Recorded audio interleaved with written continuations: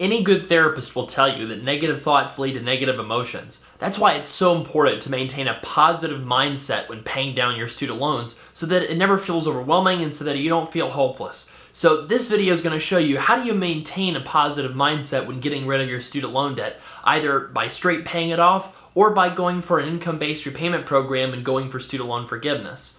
I've got 5 tips for you. First, address and identify your current mindset when it comes to debt.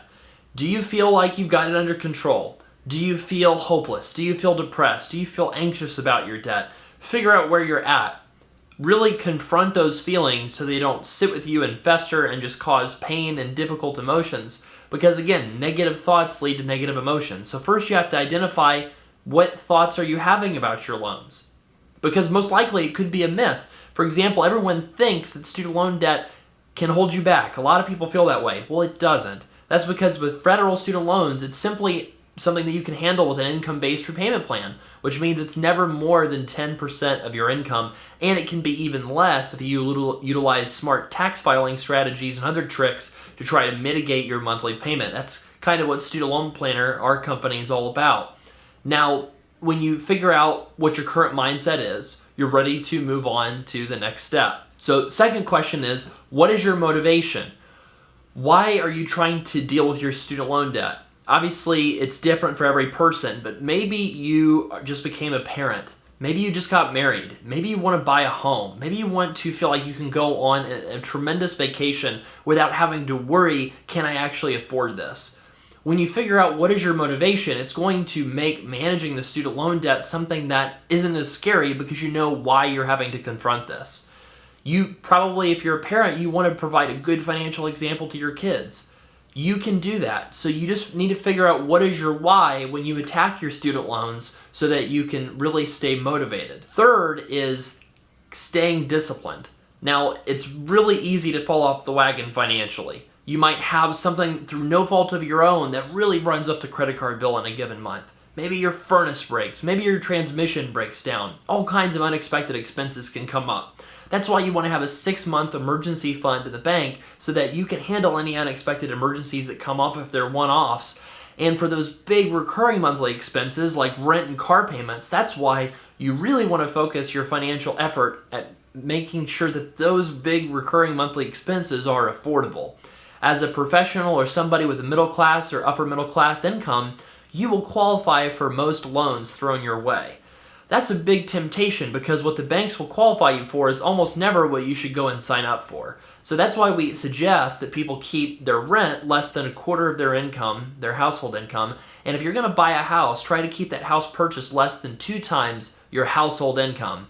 That might make your dream home unaffordable. The good news is you can either increase your income or you can move to a cheaper area of the country, or you can decide, like if you're in a very high cost of living area, like New York or San Francisco, that maybe renting is a better long-term solution. But figure out what kind of discipline is realistic. I don't think it's realistic to live on rice and beans and just basically say you're gonna, live on almost nothing and take all of your money and throw it at your student loan debt. That might be very disciplined, but it's also discipline that's so strict you're likely to fall off the wagon. So that's why I think you have to be real careful about trying to commit to too much while also trying to have a disciplined target that you think you can actually meet. Fourth is eliminate shame. Shame is such a common emotion around student debt. You feel like, I shouldn't have done this. I shouldn't have signed up for that degree. If only I could go back and talk to my 22-year-old self. If only I could have an open conversation with friends, then I'm not wealthy. I'm not doing okay financially. I have more debt than my income. I have more debt than I ever dreamed that I would have coming out of this degree. Those feelings are okay. You want to eliminate that shame though, because all of those feelings of shame are coming from these societal expectations imposed upon you that really don't make sense given the current state of student loans. For example, in 2006, Congress created the Grad Plus program. It's the first time that you basically could borrow an unlimited sum for a degree.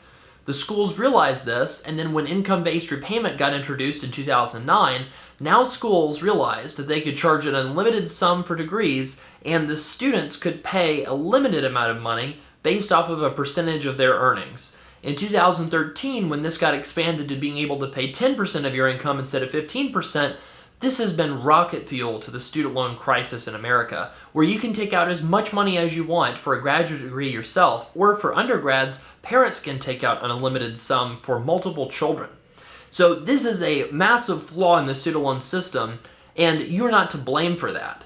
You know, if you're a 22-year-old or an 18-year-old, how can you necessarily be asked to make a perfect financial decision? There's no regulation that protects students from predatory universities, both for-profit and not-for-profit universities, that act in their own best interests with very little oversight or even incentives to not make inaccurate statements. I can't tell you how many times I've heard universities say things to students to get them to enroll so they can hit their enrollment targets that are just factually wildly inaccurate.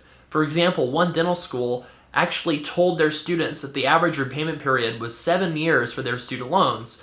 The only way that would be mathematically possible, however, would be that if their graduates dedicated more than 100% of their take-home pay to their student loans for 7 years. Clearly, that was a lie and designed to attract the maximum number of students for their school to fill seats and maximize revenue. In a world that's this corrupt and this messed up, you should not feel guilty over that. You should not feel shame. So eliminate shame so that you can focus on doing what you need to do to responsibly pay back your debt, either through a forgiveness program, which is what the current high debt system is really designed for if you owe more than your income, or through paying it off very aggressively if you owe less than your income and you work in the private sector. The fifth tip that I have for you is don't feel like a victim. You, in many cases, have been a victim of a messed up student loan system. The reality, however, is that's not going to fix anything. Waiting around for Congress or some external force to fix your finances and to fix your student loan debt problem is not a solution. It can certainly be something that you gladly utilize and you gladly take advantage of if it ever does end up happening. However, it's not going to be the thing that's going to solve the debt problem. It's going to be you. And that's good, because you can either pay it off through something like refinancing, and a lot of our readers and listeners and viewers, they actually do something called a refinancing ladder, where they start with a 20-year fixed rate and they refinance again to a 10-year, refinance again to a 5-year, and they pick up multiple cashback refinancing bonuses at studentloanplanner.com doing that. So you can do that approach, or you can just pay a percentage of your income as if it's an income tax, and then just deal with that for 20 years if you're in the private sector, or 10 years if you're in the not-for-profit or government sector. So either one of those is a very responsible way of dealing with your student loan debt, and it means that you don't need to feel like a victim, which is just going to, exacerbate these negative emotions that sometimes cause people's mindset to be so negative around student loan debt. So realize that, in fact, your student loan debt is just an income tax, worst case scenario, or it's a debt because you make so much money from your degree that it makes sense to treat it like a debt. In either one of those two situations, I hope that you either enjoy your job more than you would otherwise, or you are making more money net of that tax that made that degree worthwhile to pursue. And if you look at the unemployment rates for people who have student loan debt compared to people who have no student loan debt that didn't pursue degrees, people that have almost any amount of student loans, on average, as a group, are much better off than people that don't have any degree and don't have any debt, because of earning power and economic stability during times of uncertainty, which we certainly saw during the coronavirus pandemic, where our audience of high-income professionals, only 1 or 2% of them were unemployed, not by their own choice, compared to the economy overall was more like triple that for people in all different professions. So have a positive mindset around your student loan debt. There's so many tools for accomplishing, taking out your debt in a responsible way where it doesn't have to affect your life. Remember your motivations, stay disciplined, and you can watch our next video about how to get a custom plan for your situation if you feel like you could benefit from strategic and technical planning to get the minimum payment possible or the minimum interest possible on your student loans. I'm Travis with Student Loan Planner. Thanks so much for watching.